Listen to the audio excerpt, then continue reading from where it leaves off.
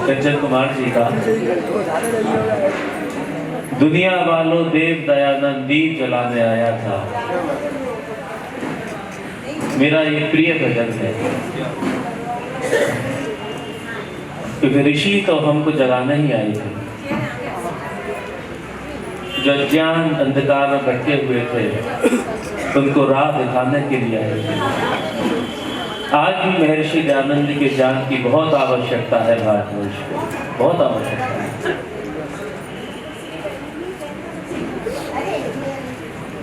किसी ने लिखा है स्वामी तनिक और रुक जाते, यूं तो सही है रात नहीं है, क्योंकि आर्य समाज है तो प्रकाश तो है। यूं तो सही है रात नहीं है, फिर भी शुभ प्रभात नहीं है। हाय अधूरा साथ छोड़कर तोड़ गए सब नाते, स्वामी तनिक और रुक जाते। तुम हमको भगवान मिले थे, भिक्षुक को धनवान मिले थे। मानवता पूजित होती अगर हम तुमको रोक पाते, स्वामी तनिक और रुक जाते। तुमको खोकर जग रोता है, पर रोने से क्या होता है। स्वामी तनिक और रुक जाते, थोड़ा सा और रुकते, अभी अंधकार है। हमारे ऊपर महर्षि दयानंद बहुत बड़ी जिम्मेदारी लेकर गए हैं।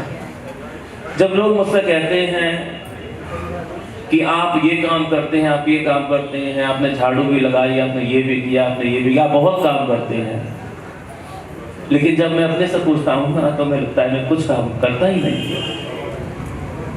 अरे जिसने हमारे ज्ञान की झाड़ू लगा दी, अविद्या की हमारे जीवन से झाड़ू लगा दी, हमने अगर आंगन में झाड़ू भी लगाया तो कौन सा बड़ा काम कर दिया। लेकिन याद रखना, महर्षि दयानंद ने आर्य समाज की स्थापना बहुत बड़े उद्देश्य के लिए की थी, कोई छोटा उद्देश्य नहीं था उनका। आप इतने बड़े आयोजन करते हो, क्या कोई जागता है, क्या कोई समझता है। मैं कहता हूँ कोई जागे या ना जागे मुकद्दर है उसका, उसकी किस्मत होगी तो जाग जाएगा। कोई जागे या ना जागे ये मुकद्दर है उसका। मेरा काम है आवाज लगाते रहना, मैं बस आवाज लगाता रहूं, कोई जागे या ना जागे मुकद्दर है। संसार होंगे जब जन्मांतरों के तो जागरण जीवन में हो जाएगा। इसलिए घर घर जाकर बुलाते हैं, बार बार बुलाते हैं, सत्संग में आओ, सत्संग में आओ। महर्षि ने आर्य समाज मनुष्य की मुक्ति के लिए बनाया था। हम मुक्ति तो भूल गए, पद प्रतिष्ठाओं के इस जंजाल में फंस गए। देखा ना कोई दूजा ऋषिवर महान जैसा, एक और सारी दुनिया, एक और वो अकेला, कोई साथ में ना उसके संगी ना कोई चेला। दुनिया के हर सितम को मर्दानगी से झेला। ऐसे थे महर्षि दयानंद। जैसा कि अभी थोड़ी देर पहले कंचन कुमार जी आपके बीच में कह रहे थे कुछ संकल्प लेकर के जाए, उनके नाम भी उन्होंने गिनाए थे। लेकिन हम सच्चे अर्थों में अपने को आर्य सिद्ध करना चाहते हैं तो मैं आपसे निवेदन करूंगा कि एक तो यज्ञ का और संध्या का,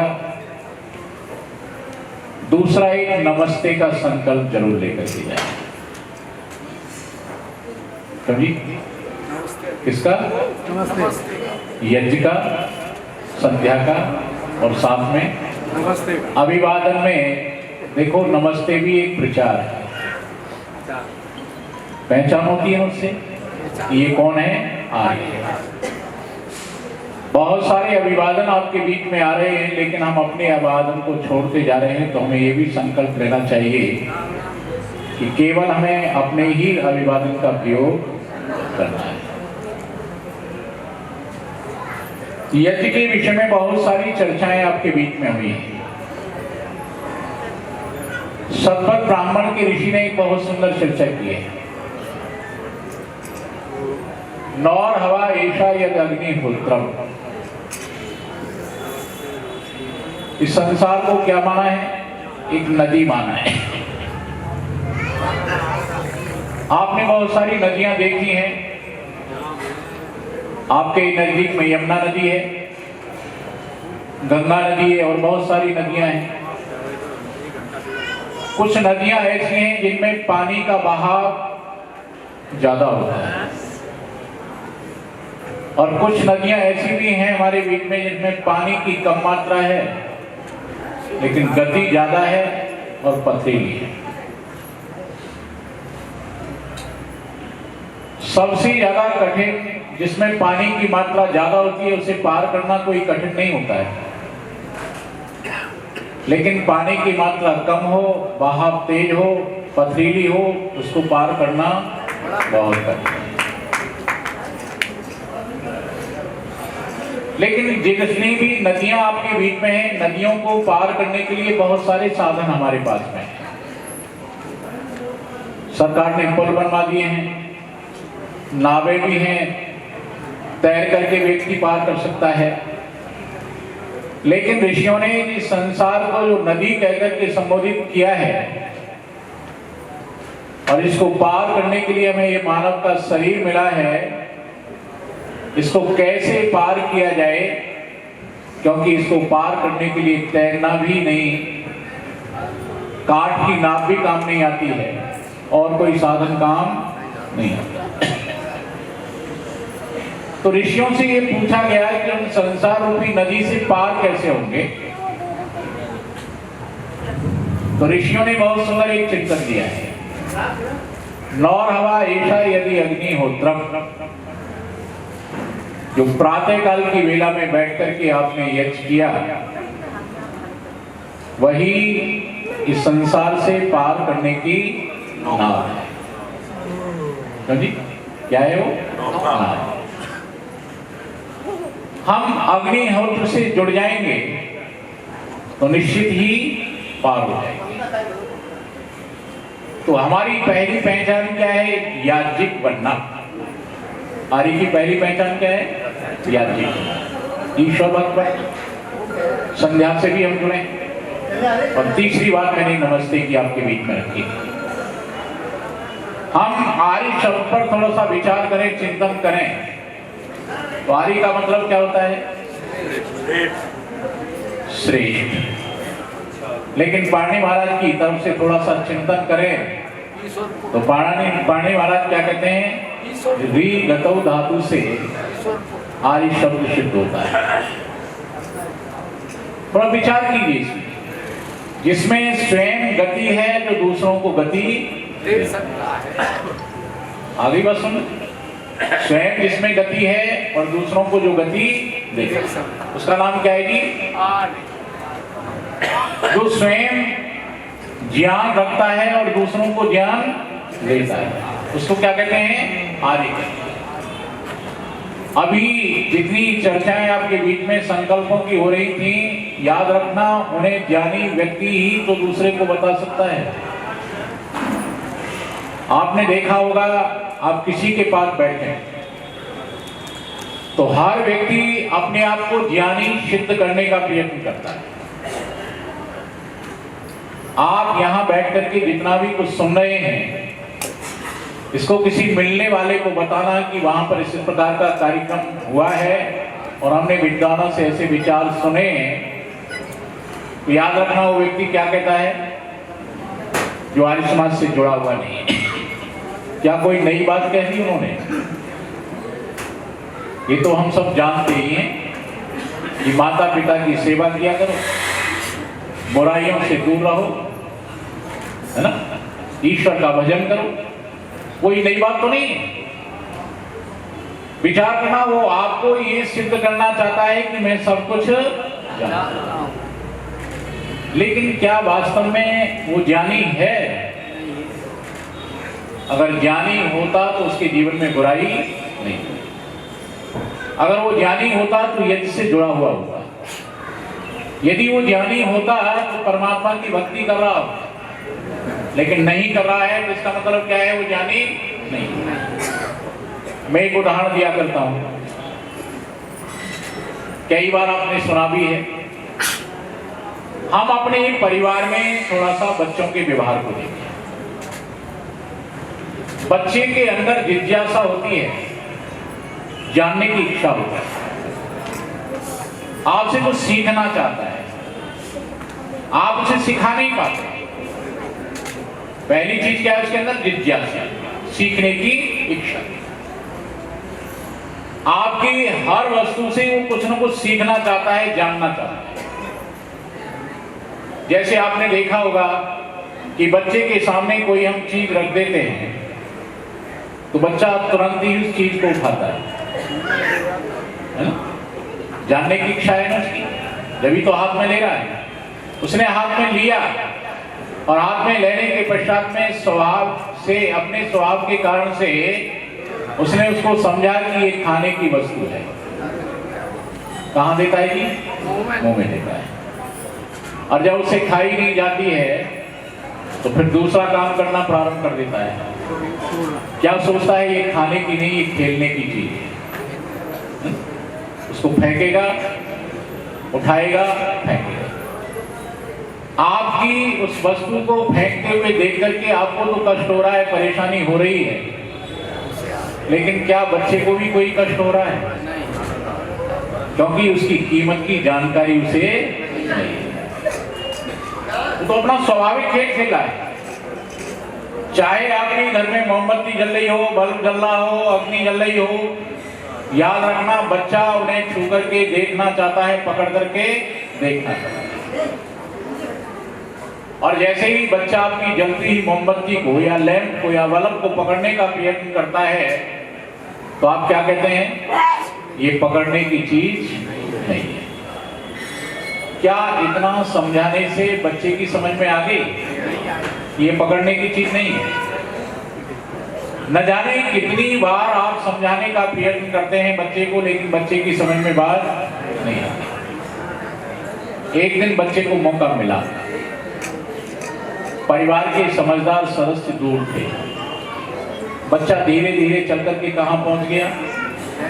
जहां मोमबत्ती जल रही थी। बच्चे ने अपना हाथ बढ़ाया और मोमबत्ती पर लगा दिया। मोमबत्ती ने अपना काम किया, बच्चे का हाथ जल गया। और जैसे ही जला, पीड़ा हुई, बच्चे ने रोना प्रारंभ कर दिया। बच्चा रोया। रोने की आवाज सुनकर के परिवार के बड़े सदस्य दौड़ करके गए, बच्चे को गोदी में उठाया और कहा, बेटे हमने कितनी बार समझाया ये छूने की चीज नहीं है ना, लेकिन आपने हमारी बात को नहीं सुना। बच्चे को शांत कर लिया। जब बच्चा शांत हो गया फिर उस बच्चे को लेकर के उसी स्थान पर जाओ। कहां? जहां वो मोमबत्ती है। जरा विचार करना, बच्चे का हाथ अपने हाथ में पकड़ करके मोमबत्ती की तरफ ले जाना, क्या ले जाएगा? जितनी बच्चे की ताकत है, सामर्थ्य है, उतनी ताकत पूरी लगा करके अपने हाथ को पीछे की ओर खींचेगा। क्यों खींच रहा है बच्चा अपनी ताकत से अपने हाथ को? क्योंकि इससे ज्ञान हो गया। अच्छा, मैं आपसे जानना चाहूंगा, क्या ज्ञान उसी समय के लिए हुआ है? जब तक वो बच्चा इस संसार में शरीर में रहेगा, वो आत्मा रहेगी। क्यों जी? अपने इस हाथ से अग्नि को पकड़ने का प्रयत्न, इसी का तो नाम ज्ञान है।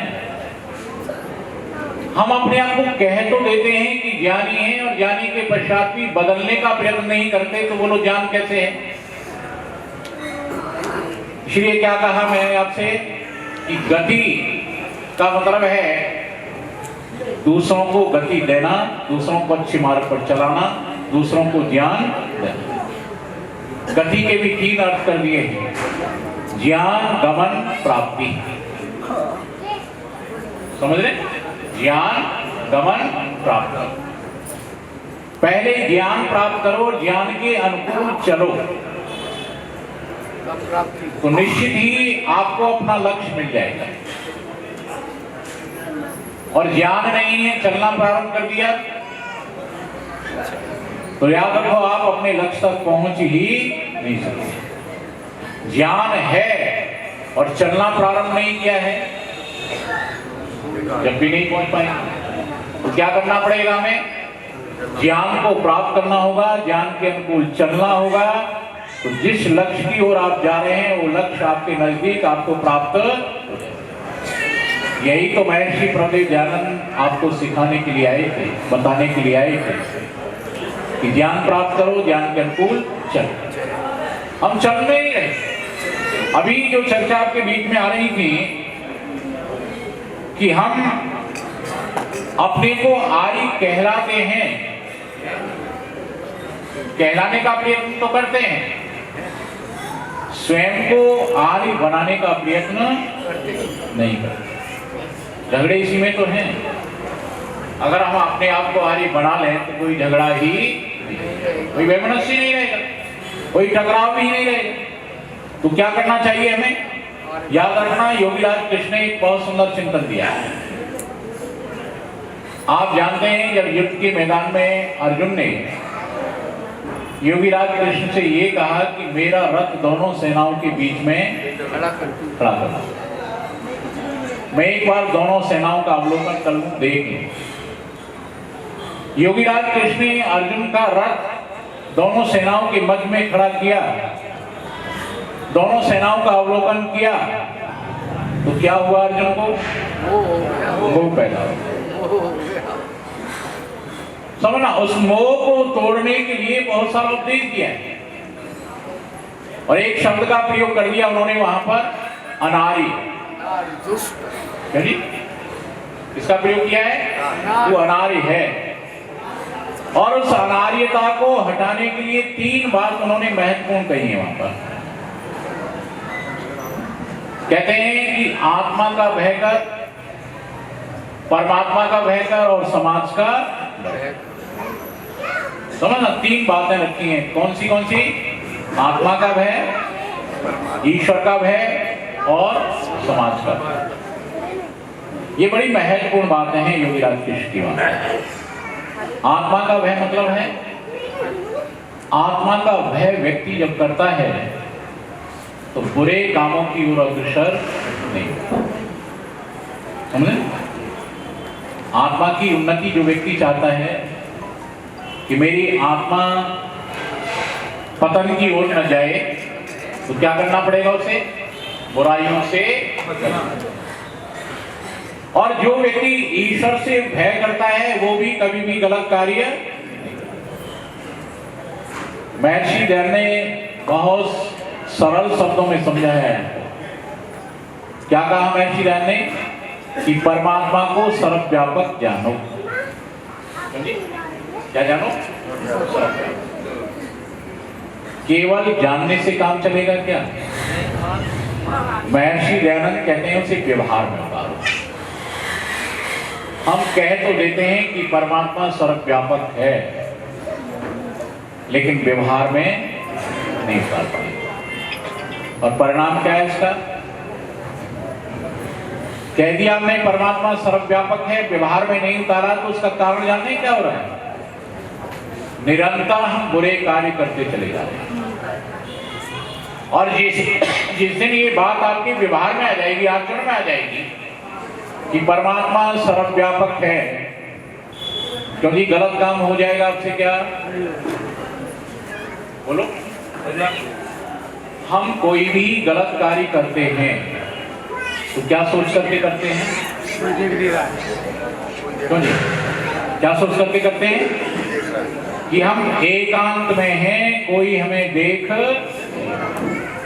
यही तो चिंतन होता है आपका। महर्षि दयानंद ने क्या लिखा? महर्षि प्रभुदेव दयानंद लिखते हैं, जो व्यक्ति ईश्वर से डरता है, समझना थोड़ा सा, क्या कहा उन्होंने? जो व्यक्ति ईश्वर से डरता है वो किसी से भी नहीं डरता, और जो ईश्वर से नहीं डरता है वो सबसे डरता है। तो हम ईश्वर से भय करें, ईश्वर से डरें, तो हम निश्चित ही सन्मार्ग की ओर जाएंगे, अच्छे मार्ग की ओर जाएंगे, अच्छे रास्ते पर चलेंगे। और तीसरी बात मैं कह रहा था योगीराज कृष्ण की आपके बीच में, सामाजिक समाज का भय। आप जानते हैं यहाँ पर बहुत सारे बुजुर्ग लोग बैठे हुए हैं। पहले हमारे बीच में किसी बच्चे में कोई बुराई आ जाती थी, समझ रहे? कोई बुराई आती थी, चाहे वो पीने पीने की है, तंबाकू खाने की है, या अन्य कोई बुराई आती थी, और वो बच्चा कहीं बाहर होता था घर से, तो याद रखना उस बुराई को करने से पहले चारों तरफ निगाह डाल करके देखता था, कहीं यहाँ पर मेरे गांव का, मेरे पड़ोस का कोई व्यक्ति तो नहीं बैठा है। और याद रखना, यहाँ तक ही नहीं, केवल गांव तक का ही चिंतन नहीं होता था, दूसरे गांव तक के व्यक्ति का भी चिंतन होता था कि जो मेरे पिता को जानता है, मेरे परिवार को जानता है, ऐसा कोई व्यक्ति यहाँ पर बैठा हुआ तो नहीं। और जब उसकी निगाह में यह आ जाता था कि कोई व्यक्ति बैठा हुआ है तो उस कार्य को करता ही नहीं। किससे बचता था वो? बुराई से बचता था। तो हम इन चीजों को अपने जीवन में अपना, इन चीजों को धारण करें, यही तो महर्षि ज्ञान ने हमें चिंतन दिया है। क्या हम कभी बैठ करके इस पर विचार करते हैं, चिंतन करते हैं? याद रखो, आवश्यकता इस बात की है कि सुबह शाम बैठ करके, संध्या का मतलब मंत्र पाठ नहीं है। महर्षि ध्यान का उद्देश्य ये नहीं कि मंत्र पाठ कर लें। संध्या का उद्देश्य क्या है? संध्या का उद्देश्य ही यह है कि हम प्रातः काल से लेकर के सायंकाल तक की अपनी पूरी दिनचर्या का अवलोकन करें शाम को संध्या में बैठ करके, कि मैंने कहीं वाणी से, आंखों से, कानों से, या इन हाथों से या पैरों से कहीं गलत जगह पर तो नहीं गया, कोई गलत कार्य तो नहीं किया, कहीं गलत तो नहीं देखा। परमात्मा ने आपको ये इंद्रियां दी हैं, इनका नाम क्या रखा है जी? ज्ञानेंद्रिय। आंखें, कान, नाक, त्वचा, ये क्या है आपकी? जिह्वा, ये ज्ञानेंद्रिय हैं आपकी, और ये एक ही जगह पर परमात्मा ने दी है। और याद रखो, इस शरीर पर थोड़ा सा बैठ करके चिंतन किया करो कि परमपिता परमात्मा ने आंखें दो दी हैं, कान दो दिए हैं, नासिका दो दी हैं, कभी हाथ दो दिए, पैर दो दिए आपको, वाणी एक दी है, और काम कितने हैं उसके? दो। एक ही को दो काम दे। क्या था उद्देश्य इस शरीर की रचना का, इस प्रकार का करना? परमात्मा ने कहा देखो ज्यादा, लेकिन देखो कैसा? तो एक मंत्र आप बोलते हैं, भद्रम कर्णेभि शृणुयामदेवा भद्रम पश्येम शरणागताः।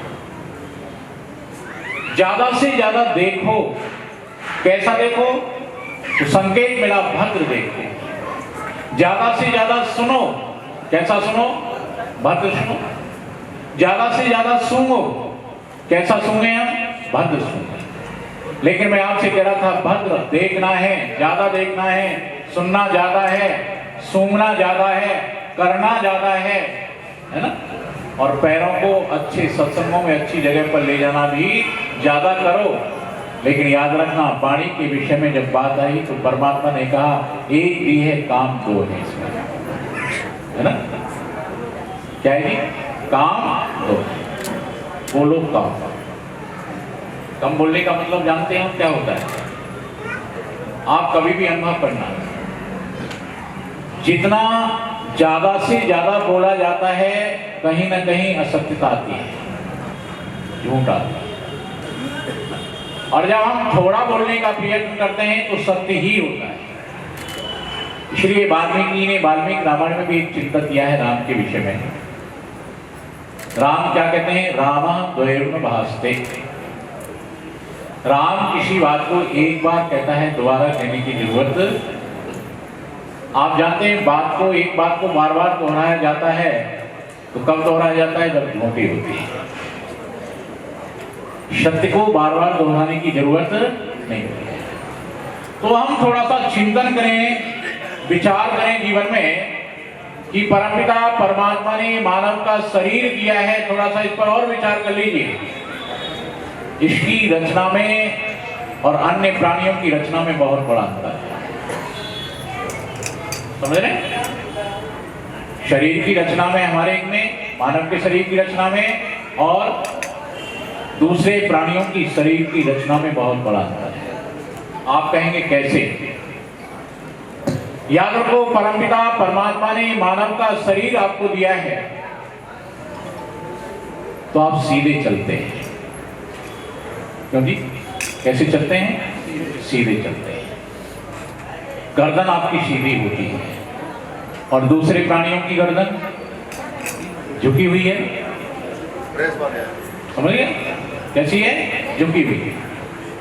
परमात्मा ने मानव का शरीर आपको दिया, गर्दन को सीधा रखा, तो परमात्मा ने एक संकेत दिया कि मैंने तुम्हें गर्दन सीधा करके समाज में, दुनिया में भेजा है, तो इसको हमेशा ऊंचा ही रखने का प्रयत्न करना, सीधा ही रखने का प्रयत्न, इसको झुकाने का प्रयत्न मत करना। और यदि तुमने समाज में जाकर के अपनी गर्दन को झुका दिया, तो याद रखना फिर मैं तुम्हारी गर्दन को हमेशा हमेशा के लिए, समझ रहे हैं बात? यदि मानव के शरीर में रहकर के हमने गर्दन को झुकाया, तो फिर दोबारा हमें मानव का शरीर मिलने वाला किसका मिलेगा? फिर उन्हीं का मिलेगा, पशुओं, पक्षियों, जिनकी गर्दन झुकी हुई है। और ये आप जानते हैं गर्दन झुकती कब है? जब व्यक्ति समाज में रह करके कोई गलत कदम उठा देता है, गलत कार्य करता है, तो क्या हो जाती है? उसकी गर्दन झुक जाती है। और मैं नहीं कह रहा, सभी कहते हैं देखो ये व्यक्ति वो व्यक्ति है जिसने ये अपराध किया है, ये पाप किया है, और इसकी गर्दन झुकी हुई है, ये गर्दन को उठा करके, यहां हम गर्दन को झुका देते हैं, नीचा कर देते हैं, तो जब वापस जाती है ये जीवात्मा, तो याद रखना परमपिता परमात्मा उन्हीं कर्मों के अनुसार इसको सुरसार शरीर देता है। महर्षि दयानंद का सिद्धांत है, महर्षि दयानंद ने इन बातों को हमारे सामने रखा है। इन सब पर आपको चिंतन करना पड़ेगा, विचार करना पड़ेगा। आप इन पर जितना विचार करेंगे, चिंतन करेंगे, तो आपका परिणाम क्या निकलेगा उसका? कि आप निरंतर विचार करने से, बुराइयों से बचेंगे। व्यक्ति को संकल्प लेना चाहिए। किसका लेना चाहिए? संकल्प तो हम ले लेते हैं, कई कई चीजों का ले लेते हैं, लेकिन याद रखना वो संकल्प हमारे जीवन में आते हैं जो हमारे उत्थान का कारण नहीं बनते। हमें अपने जीवन में वही संकल्प लेने चाहिए जिनसे हमारे या हमारे परिवार या समाज की उन्नति हो। समझना थोड़ा, किसकी उन्नति हो? अपनी भी हो, समाज की भी हो, परिवार की भी हो, वो संकल्प लेने चाहिए। अभी आपने देखा ना, एक शब्द का प्रयोग बहुत ज्यादा होता है हमारे देश में। आप कहीं भी नंगे घूम रहे हैं, ये स्वतंत्रता है। आप कुछ भी बोल रहे हैं, ये स्वतंत्रता है। क्या इसी का नाम स्वतंत्रता है? नहीं। अभी बात आ रही थी कि महर्षि दयानंद ने बहुत परिश्रम किया, बहुत पुरुषार्थ किया, किसको? आजादी को लाने, परिश्रम किया।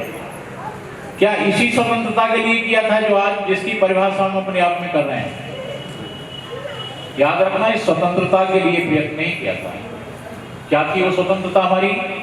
हम स्वतंत्रता की परिभाषा को ठीक प्रकार से समझ ही नहीं पाए।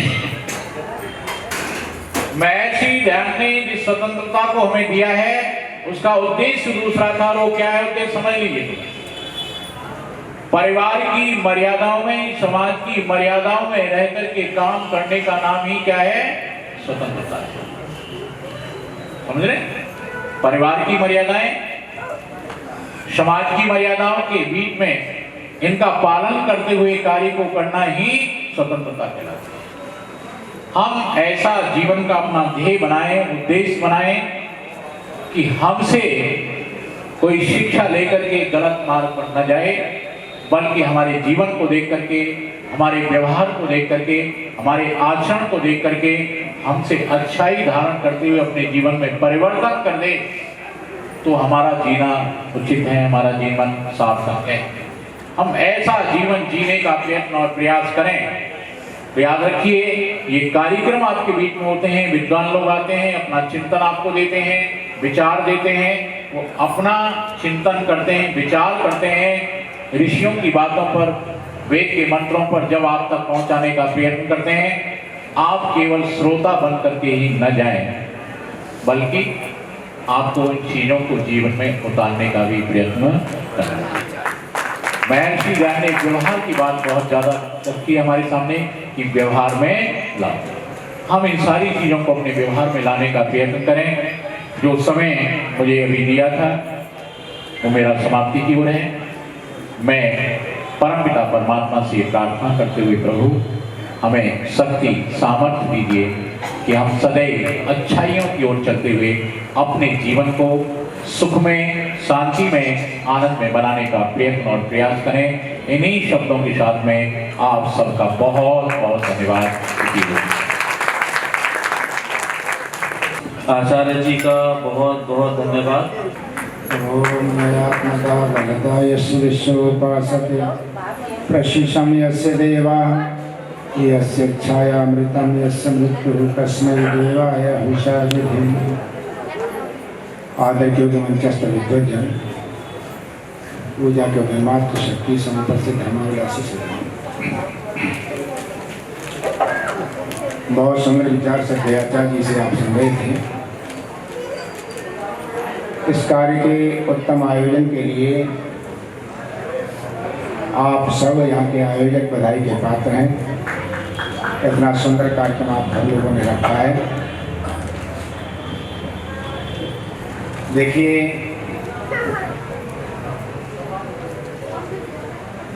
प्रवचन सुन लेना, सुनने के बाद में उतने उतार लेना बड़ा कठिन है। प्रवचन कर देना भी सरल है। धर्म धारा गया है हृदय में सदा, ये उतारा गया है क्रिया में सदा। सिर्फ व्याख्यान से धर्म फैला नहीं, धर्म पीकर जिया जिंदगी की सुधा। जब तक जीवन न दिया जाए तब तक धर्म जीवित नहीं रहता। हमने देखा है, आप कणवंतो विश्वमार्यम लिख दें तो विश्वार्य नहीं बन जाएगा इससे। मुझे पता है कि मुझे घर छोड़े हुए लगभग 30-32 वर्ष हो गए और 30-32 वर्ष से लगातार हम जूझ रहे हैं आपके आलस्य और प्रमाद से। आर्यों के आलस्य और प्रमाद से जूझ रहे हैं। आप आलस्य प्रमाद न करते तो हमारा सारा समय विद्या में लगता।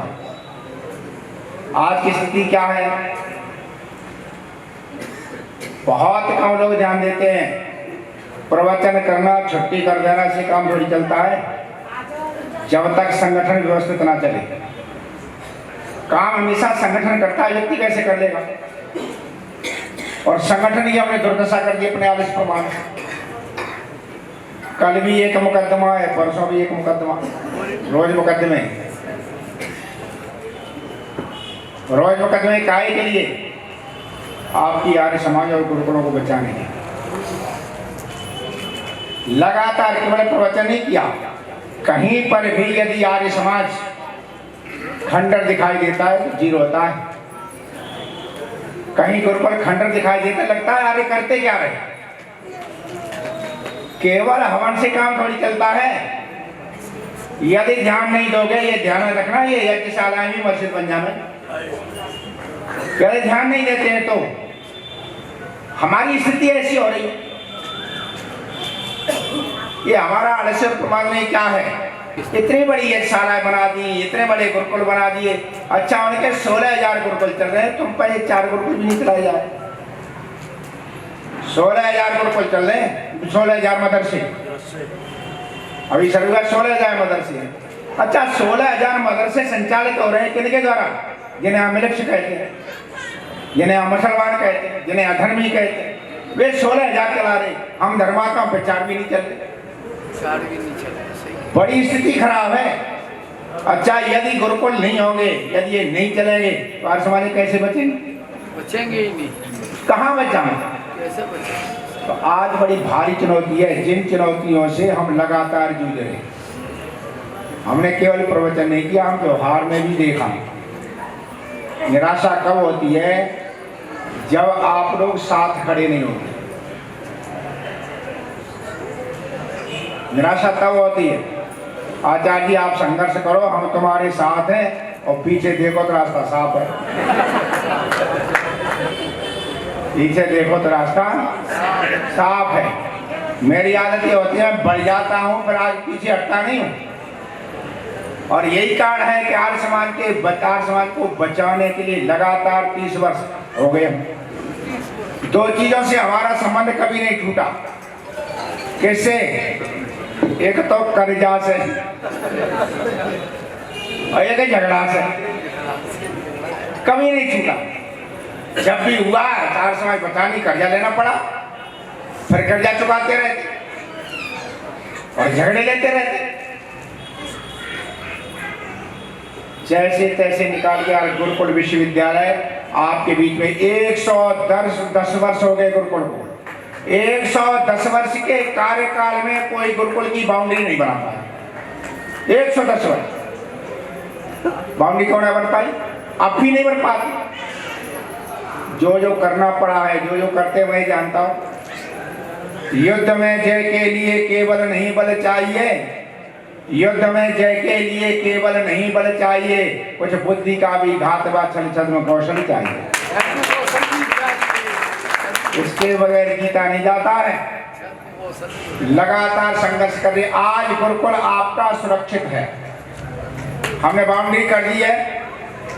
लेकिन एक और दावे से कहता हूं, आप अपने जीवन में भी ध्यान रखें कि महर्षि ध्यान ने सबसे ज्यादा किस पर ध्यान दिया है? सत्य पर। जीवन में सच्चाई है, आपके जीवन में यदि सच्चाई है तो दुनिया की कोई ताकत नहीं है कि जो आपके रास्ते को रोक करके दिखाए। सच्चाई होनी चाहिए। धन भी आता है, व्यक्ति भी आता है, सब कुछ होता है, सच्चाई तो हो जीवन में। सच्चाई नहीं है तो आप कितने भी विज्ञापन दे लो, आप कितने भी ड्रामा कर लो, सत्य 1 इंच भी आगे बढ़ नहीं सकता। सच्चाई होनी चाहिए। आज से कई वर्ष पहले नाइक मंडी आर्य समाज में, जिन्हें आप गुरु जी कहते हैं, वो हमें बहुत मानते थे। उन्होंने बड़ी वेदना सिखा, गुरुकुल गए पर आचार्य जी खंडर पड़ा हुआ, कोई बात घुसने नहीं देता, गुंडे बैठे हुए। ये 12-14 वर्ष पहले की बात है। मैंने कहा चिंता मत करो, गुरुकुल गुंडों के हाथों से छीन लूंगा मैं। आज गुरुकुल छीन लिया। कितनी गुरुकुल, आपका सम्मान इतना था, आपके आंदोलन को, आपके त्याग और तप को देख करके जब देश स्वतंत्र हुआ तो सरकार ने भी हमारी गुरुकुल की परीक्षाएं, अधिकारी और पंडित परीक्षा, हाई स्कूल इंटर की मान्यता दी। आप पढ़ाइए, आपकी हाई स्कूल की मान्यता है, इंटर की मान्यता है। लेकिन तथाकथित पदाधिकारियों ने क्या किया? इंटर को अधिकारी और पंडित की परीक्षा में की डिग्रियां बेची, करोड़ों रुपए कमाए, गुरुकुल को बदनाम किया। अंत में सरकार को गुरुकुल की सारी मान्यताएं वापस लेनी पड़ी। हमारा वो आदर्श था, हमारे पूर्वजों का वो तप था कि हमें सरकार आकर के कहती है परीक्षा मानेंगे जाकर के, और हमने कितना निकम्मापन किया कि उसी सरकार ने आकर के हमारी बेईमानी पर सारी मान्यताएं वापस ले। ये डूब मरने की बात है। कारण क्या है? कारण है सच्चे और अच्छे आर्य समाजियों का आदर्श और प्रमाण। जाते ही नहीं, रहते ही नहीं। जितना विद्वान है वो केवल प्रवचन तक सीमित है, वो आगे बढ़ते ही। जनता विद्वान के पीछे आएगी, समाज आदमी पीछे कैसे आ जाए? वो जाते ही नहीं, रहने के लिए तैयार ही। जब मैंने आर्य प्रति सभा उत्तर प्रदेश के उद्धार का बीड़ा उठाया तो हमारी आर्य समाज के साधु सन्यासी विद्वान थे, वो कहने लगे तुम काहे जब पचड़े में भर रहे हो। तो एक सज्जन तो हमसे कहने लगे, सन्यासी आचार्य तुमने भी राजनीति शुरू कर दी होती, आर्य समाज बताना राजनीति है क्या? राजनीति नहीं है। इसके लिए, संगठन के लिए, इसको चलाने के लिए पता नहीं कितनों ने बलिदान दिए, तब जाकर के हम यहाँ तक पहुंचे। आज भी स्थिति हमारी ऐसी है। ध्यान रखो, तब तक प्रचार नहीं बढ़ेगा। आप प्रवचन कर दीजिए, कल भूल जाएंगे। साल भर में एक बार उत्सव हो जाता, छुट्टी हो जाती। जब तक एक एक जिले में एक एक वेद का विद्वान नहीं बैठेगा। अच्छा, पहले प्रचार हुआ कि नहीं हुआ? एटा में झंडी जी महाराज थे, है ना। मैनपुरी में सत्तागंज गुरुकुल था, मेरठ में प्रभात आश्रम था, अलीगढ़ में शासनी और साधु आश्रम था, बदायूं में गुरुकुल, शाहजहांपुर में गुरुकुल, मेरठ में गुरुकुल, गाजियाबाद, और सब जगह विद्वान बैठे हुए। धुआंधार प्रचार था। और धीरे धीरे जी खत्म होते चले जा रहे, आगे आ नहीं गए, तो प्रचार भी सिमट गया। ऐसी स्थिति में हमने ये आवश्यकता समझी है कि विद्वान तैयार करो। हमें कई मोर्चों में लड़ना पड़ रहा। एक तो आर्य समाज में चुन चुन करके गुंडों से लड़ाई लड़नी पड़ रही, बड़े बलवान हैं गुंडे। हम जब आ जाते हैं किसी तरह से, हमारे हाथ में सत्ता आ जाती है, हमें आदर्श दिखाई देते हैं। उनका एक काम संस्थाओं को बीच बेचना हो, लूटना, रुपया आ जा करके उसे जा करके और रिश्वत में दे देना, फिर बन करके आ जाना। शिक्षागत गुरुकुल बेच दिया, गुरुकुल बेच रहे। अच्छा, उनको दूर करने के लिए फिर हम आते मैदान, ऊपर से नीचे तक भ्रष्टाचार। हम चुनाव करते हैं, जनता हमारे साथ है, वो फर्जी लिस्ट दे आते जाकर के 10 लाख रुपया दे, मान्यता उन्हें दे देता, फिर हम कोर्ट में लड़ते हैं। स्थितियां यहाँ तक। लेकिन फिर भी ज्यादा नहीं कहता हूँ, दावा करता हूँ, लेकिन मैं आपसे ये जरूर कहता हूँ कि मैं श्री दयानंद के आदर्श को हमने अपनाया है, पवित्र वेद को मैं मानता हूँ। वो दिन दूर नहीं है कि उत्तर प्रदेश में संगठन मजबूत होगा और उत्तर प्रदेश का पूरा संगठन हमारे हाथ में होगा। ज्यादा दिन नहीं है, थोड़े दिनों में हमारे हाथ में होगा पूरे प्रदेश का संगठन। मैं कहता हूँ प्रदेश में इतनी आमदनी है कि यदि वो आमदनी आज समाज के आज समय लगा जाए, पैसे कोई कमी नहीं है। एक एक कस्बा में, एक एक शहर में 5-5, 6-6 लाख की आमदनी है, लूटी खाई जा रही है। तो वो स्थितियां धीरे धीरे करके आपके गुरुकुल की भी है, गुरुकुल की बाउंड्री कर दी है। मैं जो कुछ कहता हूं और जो सोचता हूं, वाणी कई प्रकार की है। एक वाणी वही है जो बोली नहीं जाती है फिर भी हो जाती है। गुरुकुल वृंदावन का हमने अभी बाउंड्री की गई वाली कल्पना की बाउंड्री हो जाए, 1.5 करोड़ रुपया खर्च हुआ। कितना? 1.5 करोड़ खर्च हुआ। सामान्य बात नहीं 1.5 करोड़ इकट्ठा करना। लेकिन मैं गुरुकुल से बाहर नहीं गया। ऐसे नौजवान ने कहा भाई इकट्ठे करो, 1.5 करोड़ इकट्ठे करो, 1.5 करोड़ इकट्ठे हो गए और बन गया। मैंने देखा ये गुरुकुल है राजा महेंद्र प्रताप ने जमीन जमदार में दी। उस व्यक्ति ने सारा जीवन सारी संपत्ति अपनी देश के लिए उठा दी, उसका भी नाम होना चाहिए। वेलफेयर सोसाइटी है। आप सभी लोग वे समय आने पर सभी लोगों से सभी लोग आए। वैसे इस जो सोसाइटी है इसका मुझे भी सचिव बना दिया है।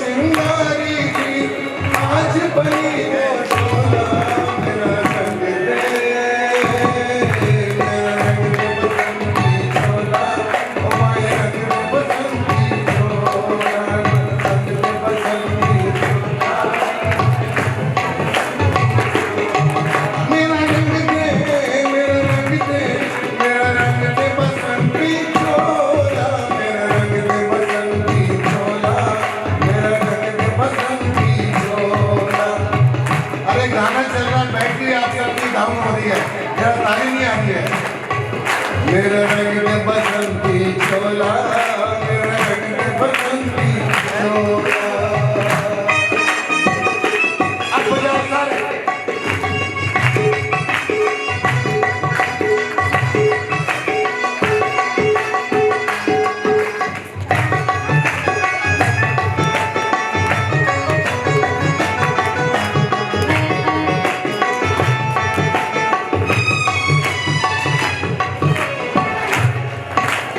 सपने में देखा था जिसको आज वही दिन आया है। सपने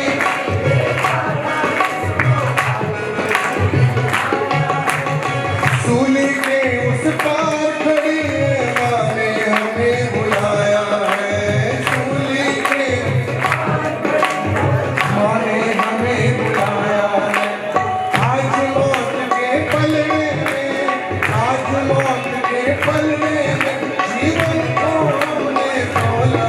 मेरा रंग में, मेरा रंग बसंती चोला, मेरा रंग बसंती चोला, रंग बसंती चोला, मेरा रंग बसंती चोला, मेरा रंग बसंती चोला, मेरा रंग बसंती चोला।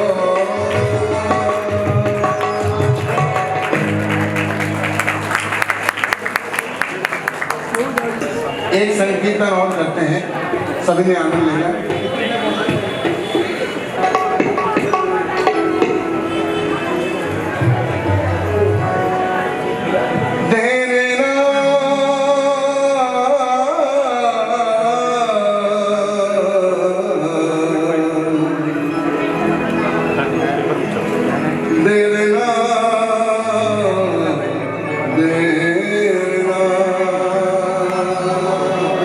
सारे जग ने जाना फसाना तेरा,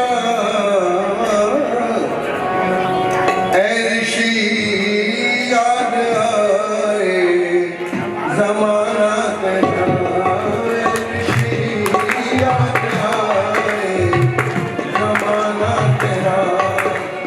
सारे जग ने जाना फसाना तेरा, ऐ ऋषि याद आए जमाना तेरा, ऐ ऋषि याद आए जमाना तेरा।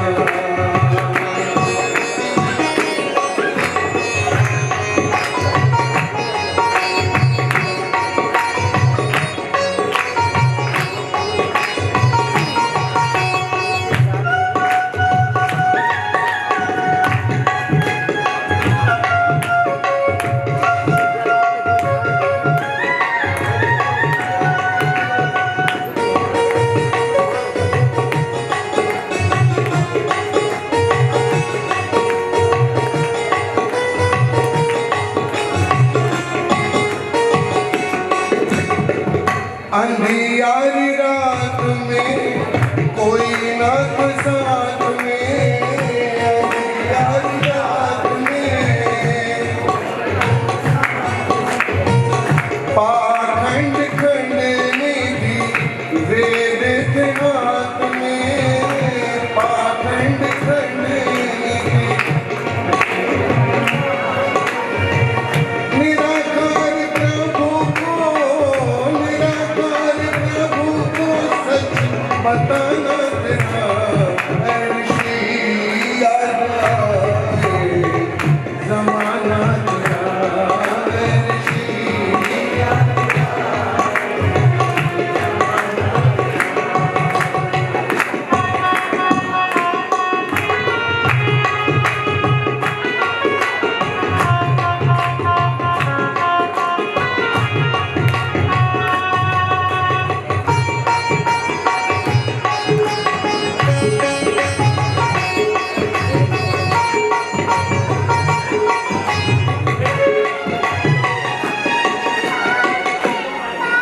और सुनिएगा, ये दुनिया हमेशा से उल्टी रही है।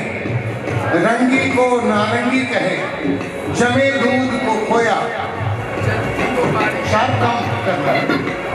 रंगी को नारंगी कहे, जमे दूध को खोया, और चलती को गाड़ी कहे, देख कबीरा। बोलो, देखो रंग, नारंगी में कितना रंग, सुंदर रंग होता है, लेकिन दुनिया उसको क्या कहती है? बोलो, नारंगी, यानी जिसमें कोई रंग नहीं। रंगी को नारंगी कहे, जमे दूध को खोया, और चलती को गाड़ी कहे। गाड़ी मतलब जमीन में गाड़ती है। अरे गाड़ी तुम्हारे सामने है। कबीर कहता है ये उलट बांसियां हैं कबीर की। तो जमाना देखिए कैसा कैसा है। चले छोड़ बस्ती को, तज बुत परस्ती को, चले छोड़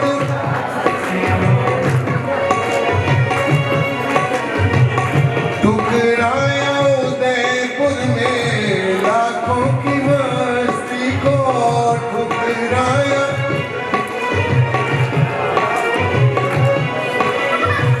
त्याग भरे जीवन का, त्याग भरे जीवन का फसाना तेरा है ऋषि, याद आए जमाना तेरा है ऋषि, याद आए जमाना तेरा।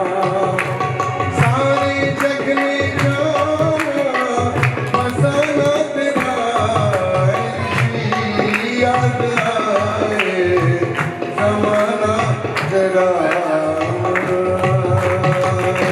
जोर से ताली बजाओ एक बार। वो क्या कहते हैं, लाखों की संख्या में इस भजन को लोग सुनते हैं। क्योंकि नाई की मंडी में हम लोग पहली बार आए हैं, तो गुड़ जो है, गुड़ खाते हैं तो गुड़ जहाँ से भी खाओगे वहीं से बोलो मीठा। तो जो भी सुनाया जाएगा आपको उसी में आनंद आएगा। सुनिएगा, 3 चीजें धीरे धीरे करनी चाहिए। अब ये रिकॉर्डिंग भी कर रहे हैं, तो ये चैनल पे भी आपका कार्यक्रम जा रहा है। आइए, 3 चीजें धीरे धीरे करनी चाहिए। विद्या का अर्जन धीरे धीरे करना चाहिए, धन का उपार्जन धीरे धीरे करना चाहिए, और परमात्मा की भक्ति भी, बोलो, परमात्मा की भक्ति भी। अच्छा, एक ही दिन में, एक ही रात में कोई बहुत बड़ा पंडित नहीं बना, ज्ञानी नहीं बना। एक ही दिन में, एक ही रात में कोई बहुत बड़ा करोड़पति, बोलो, नहीं बना। करोड़पति बनना है तो फिर एक रात में, तो फिर क्या करना पड़ेगा? हाँ, बैंक ही लूटना पड़ेगा। नहीं, किसी भी अमीर आदमी से पूछो, ये पुश्तंगी काम है, खुद से हो रहा है। और परमात्मा की भक्ति भी धीरे धीरे करनी चाहिए। 3 का मन मोड़ा फिर डर नहीं, कोई दूर प्रभु का घर नहीं।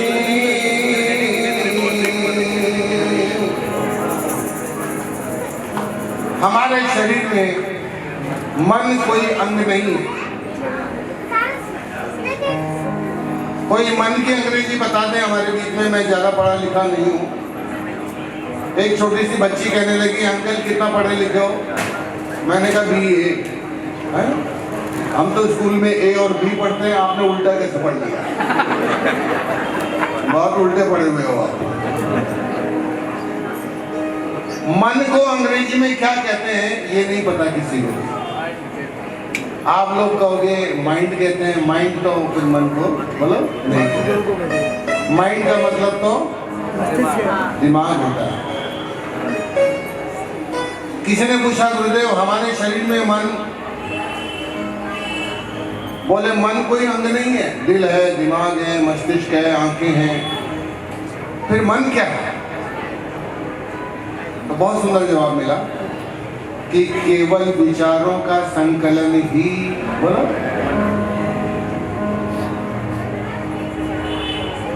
अच्छे विचार तुम्हारे शब्द बनते हैं, उनको बोलते हो, फिर वो शब्द ही फिर क्रियाएं होती हैं, क्रियाओं से फिर आदत बनती है, आदत से चरित्र बन जाता है। एक ही काम को बार बार करते हो तो इसके मूल में मन ही है। मन मोड़ा फिर डर नहीं, कोई दूर प्रभु का घर नहीं।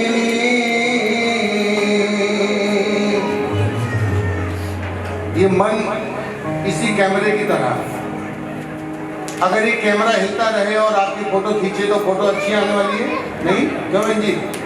हाँ, अगर आप चाहते हो कि मेरी फोटो बिल्कुल शाहरुख खान की तरह आए तो कैमरे को एक जगह टिका कर बोलो, कैमरा हिलता रहेगा तो फोटो ठीक नहीं आने वाली। इसलिए वेद भी कहता है कथम न रमते मनः। ये मन जो है ना, मन बड़ा चंचल है। अभी 500 रुपए मंदिर में देके आए और घर से बाहर निकले तो देखा झाड़ी के किनारे 500 का नोट पड़ा हुआ है। अब मन क्या कहेगा आपका? मन कहेगा उठा ले भाई, एक मन कहेगा उठा ले, एक मन कहेगा नहीं ये तो चोरी है, हैं? तो मन फिर समझा भी लेता है। समझाता क्या है? तू नहीं उठाएगा तो कोई और, बोलो। इससे अच्छा है कि तू भैया पंडित आदमी है, कंचन कुमार है, भजन गाता है, बहुत अच्छे अच्छे धर्म कर्म नहीं लगाएगा पैसे का तो तू ही उठा ले। मन देखिए 1 मिनट में कैसे बदलता है। मन कभी टिककर रहता नहीं। कथम न रमते मनः, वेद कहता है ये मन कभी एक जगह नहीं रहता है। ये प्रकाश की गति से भी बहुत तेज चलता है। तो इसलिए हमारे संतों ने कहा है विद्या का अर्जन धीरे धीरे करो, धन का उपार्जन भी धीरे धीरे करो, और ये मन भी परमात्मा के चरणों में बोलो धीरे धीरे लेके आओ। एक ही रात में बैठोगे, 3 घंटे बैठ जाओगे, ध्यान कर लोगे, साधना कर लोगे, फिर 3 घंटे अगले दिन नहीं मिलेंगे तो क्या करोगे? इसलिए धीरे धीरे थोड़ा थोड़ा समय जितना संभव हो भगवान के चरणों में आना। मन मोड़ा फिर डर नहीं, कोई दूर प्रभु का घर नहीं।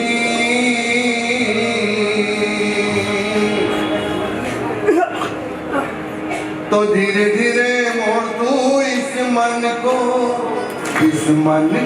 तू इस तालियां, हाँ, धीरे धीरे मोड़ तू इस मन को तू इस मन को, धीरे धीरे मोड़ तू इस मन को तू इस मन को। मन मोड़ फिर डर नहीं, कोई दूर प्रभु का घर नहीं।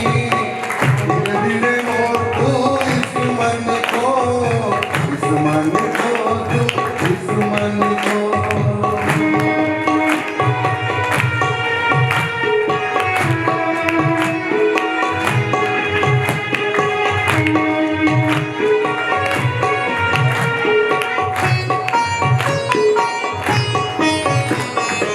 मन लोभी मन कपटी मन है चोर, कहते आए ये पल पल में और।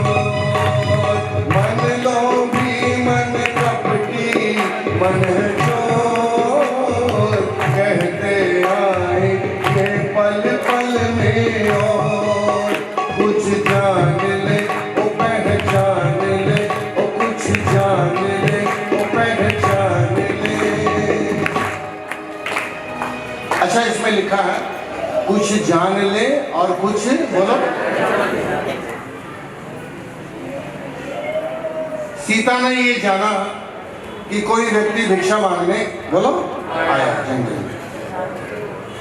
उसको जान लिया ये भिक्षा मांगने भिक्षुक आया है, लेकिन उसको पहचाना बोलो नहीं। जब हम केवल जान लेंगे और पहचानेंगे नहीं तो गड़बड़ हो सकता है। इसलिए शायद में लिखा है ओ कुछ जान ले ओ पहचान ले, कुछ जान ले ओ पहचान ले। होना है विचलित नहीं, कोई दूर प्रभु का घर नहीं। धीरे धीरे मोड़ तू इस मन को तू इस मन को, धीरे धीरे मोड़ तू इस मन को तू इस मन को।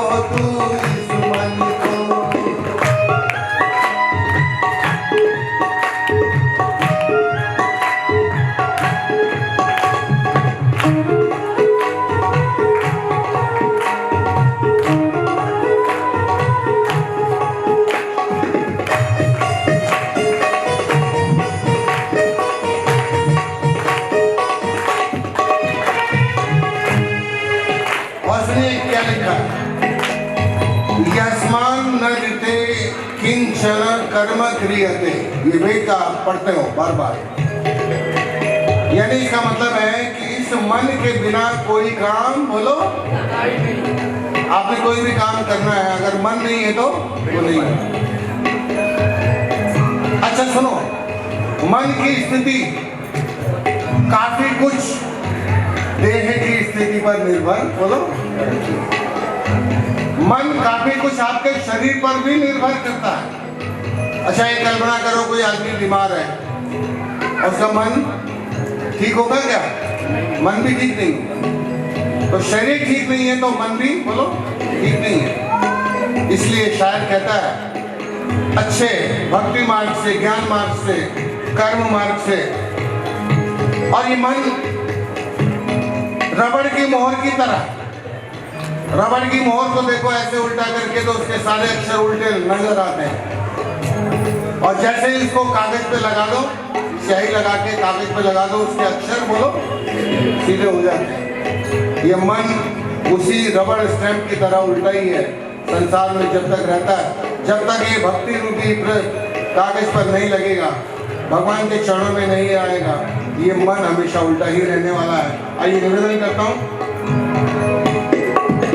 जब तप तीरथ सब होते बेकार, जब तक मन में रहते भरे विकार, जब तप तीरथ सब होते बेकार, जब तक मन में रहते भरे विकार, बेईमान क्यों ओ नादान क्यों, ओ बेईमान क्यों नादान क्यों।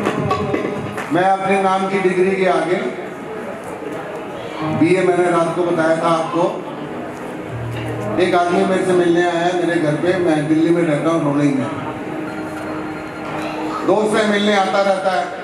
उसने लिखा है कंचन कुमार बीए, लिखा नीचे बीए। फिर थोड़े 3 महीने बाद आया, फिर उसके नीचे लिखा था कंचन कुमार एमए। मुझसे कहने लगा 3 महीने में एमए हो गई आपकी। मैंने कहा हाँ। अरे बीए का मतलब तुमने जो समझा वो नहीं है। मैंने कहा मेरी पत्नी पानीपत की है, वो मायके गई हुई है। पत्नी मायके चली गई तो मैं फिर बैचलर अगेन हो गया। तो बैचलर अगेन का मतलब क्या होता है, बोलो, बीए। अब तुम 3 महीने बाद आए हो, लिखा हुआ है एमए, तो पत्नी भी मायके से आ गई है तो फिर मैरिड अगेन हो गया। तो कहने लगा आपकी डिग्रियां बड़ी अच्छी है। तो मैं भी अपने नाम के आगे उसने लिख लिया किशन लाल अरोड़ा MBBS। मैंने कहा MBBS भी हो गया, तू कैसे हो गया? कहने लगा मियाँ बीबी बच्चों समेत, ये MBBS। आइए सुनिएगा। जब तप तीरथ सब होते बेकार, जब तक मन में रहते भरे विकार, बेईमान क्यों नादान क्यों, बेईमान क्यों नादान क्यों। गफलत से कर नहीं कोई दूर प्रभु का घर नहीं। धीरे धीरे मोर तू इस मन को, इस मन को तू इस मन को, धीरे धीरे मोर तू इस मन को, इस मन को तू इस मन को।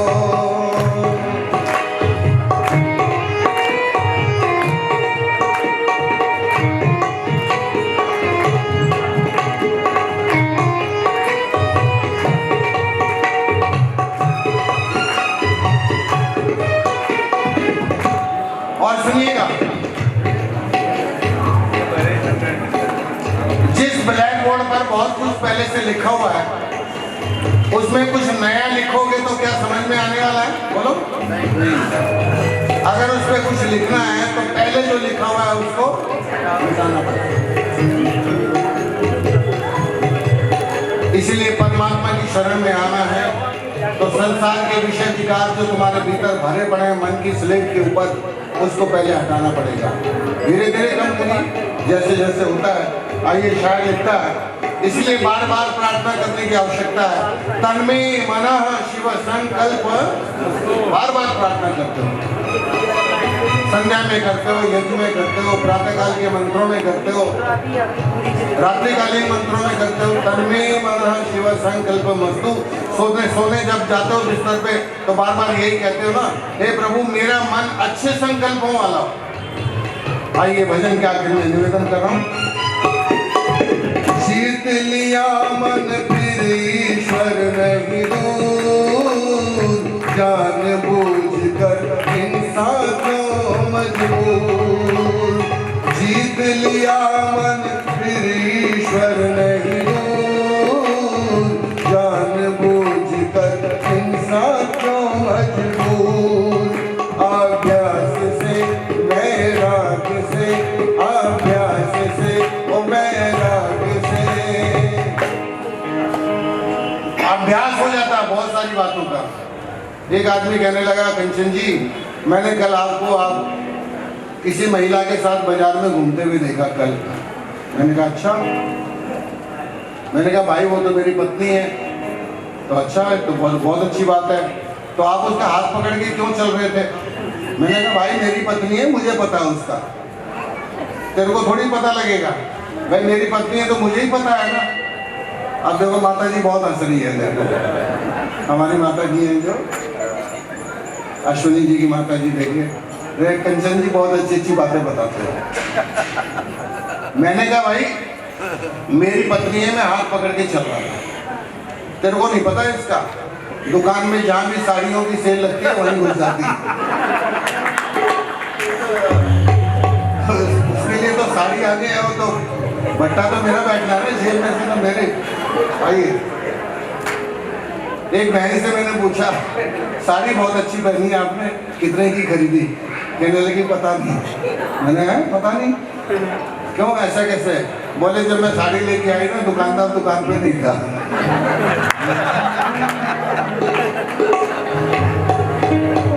सुनो देखो ये सारी बातें हंसने की है, हंसने तक नहीं है ना, आपको जगाए रखता हूँ। जीत लिया मन फिर ईश्वर नहीं दूर, जान बूझ कर इंसान क्यों मजबूर। बोलो जीत लिया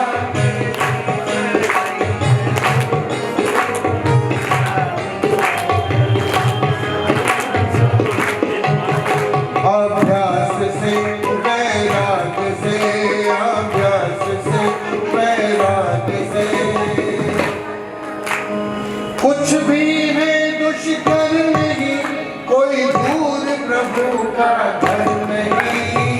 धीरे धीरे मोटू इस मन को, इस मन को तू, इस मन को धीरे धीरे मोटू इस मन को, इस मन को तू, इस मन को धीरे धीरे मोटू इस मन को, इस मन को तू, इस मन को।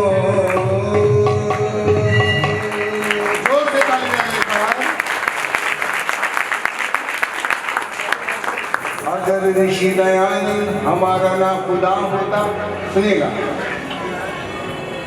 अगर ऋषि दयानंद हमारा ना खुदा होता, न हम होते न तुम होते, न कष्टी का पता होता। फरिश्ता बन के स्वामी तू जमाने में चला आया, हमारे हाल पर वरना पलक भी रो गया होता। आइए माता जी की 4 लाइनें इनको बहुत प्रिय है, सुना दी मैंने। ओम जपने से तर जाएगा। देखिए आप लंगर उसी को मिलेगा जो ताली बजाएंगे, ठीक है ना? बहुत प्रेम से भगवान के नाम की बजानी, मेरे नाम की नहीं बजानी। और देखिए ताली बजाना तो हाजिरी लगाना होता है ना? विद्यालय में पढ़ते हो तो हाजिरी लगाते हो ना, हाथ ऊपर करके, यस सर, यस मैम, तो यहाँ पे ताली बजा के हाजिरी लगानी है। ओम जपने से तर जाएगा,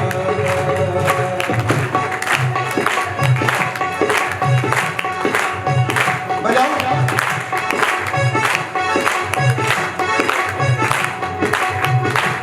ओम जपने से तर जाएगा, बोलो ओम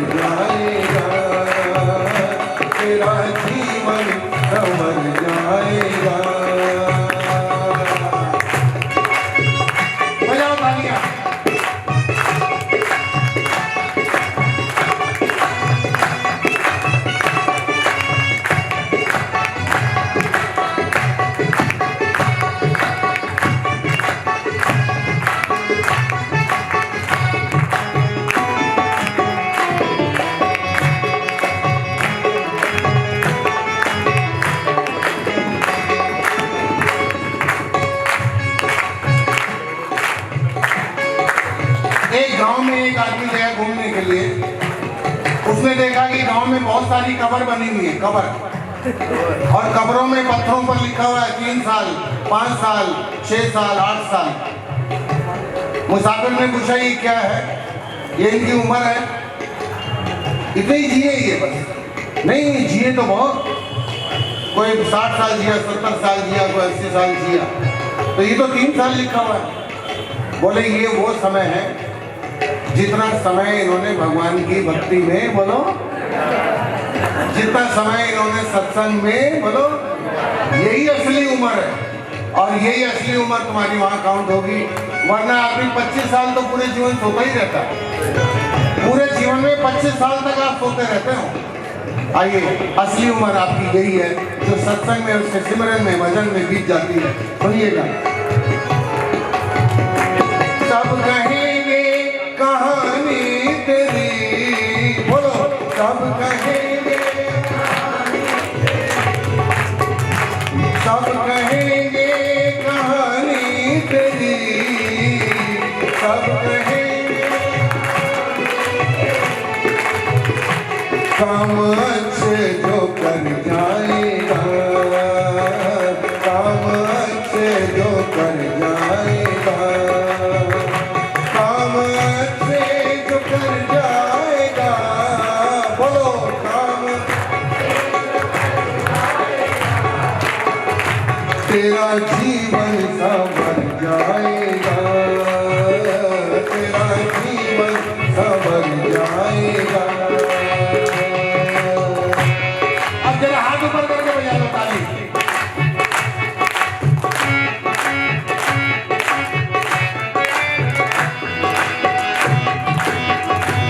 हाथ नीचे, ताली बजती रहे।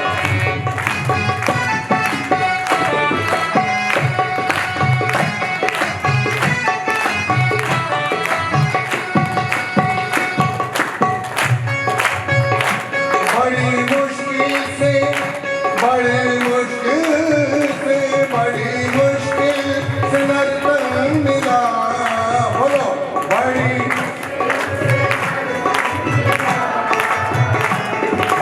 मुश्किल से नर्तन मिला, बड़ी मुश्किल पार भव से उतर जाएगा, पार भव से उतर जाएगा, तेरा जीवन संवर जाएगा, तेरा जीवन ओम जपने से कर जाएगा, ओम जपने से कर जाएगा। आखिरी ताली बजा लो एक बार, भजन पूरा हो गया।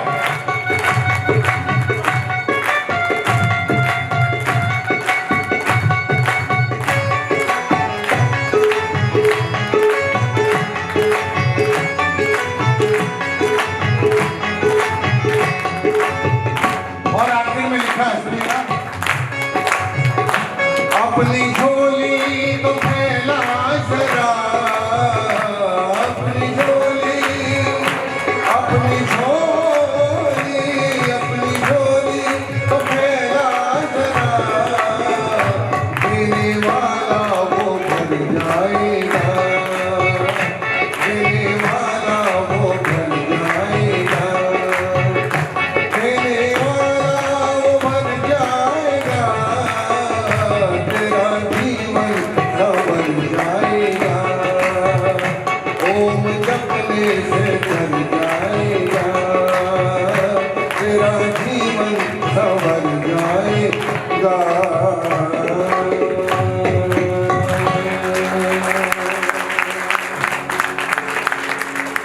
सबका बहुत बहुत धन्यवाद। ओम। कार्यक्रम समापन की ओर है। बहुत मस्ती में झूम रहे थे और बहुत आनंद आया इन 2 दिनों में। हमारे बीच में